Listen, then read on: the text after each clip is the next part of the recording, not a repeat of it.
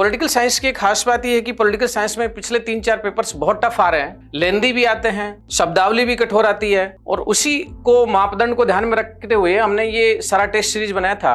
देखिए, आप इस प्रश्न के शब्दों का ध्यान दीजिए, क्योंकि शब्द बहुत इंपॉर्टेंट चीज होती है और इस समय शब्दों का खेल चल रहा है पॉलिटिकल साइंस में।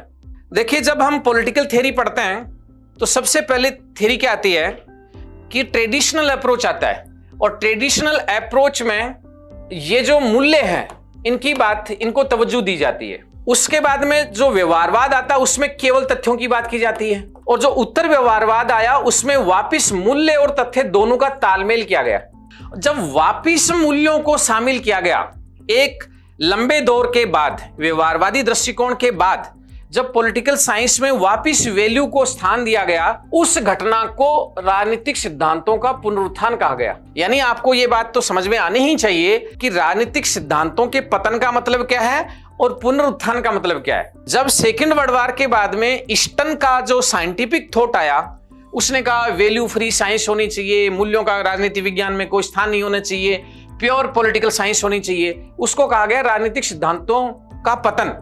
यानी कोई थ्योरी नहीं है, डाटा कलेक्शन करो, निष्कर्ष निकालो। लेकिन जब डाटा कलेक्शन से समस्याओं का हल नहीं हुआ, सामाजिक जो समस्याएं थी उन समस्याओं का हल नहीं हो पाया, तो ईस्टर्न को यू टर्न लेना पड़ा और वापिस मूल्यों के पास गए, और जो वापिस मूल्यों का समन्वय किया गया उसी को कहा गया राजनीतिक सिद्धांतों का पुनरुत्थान।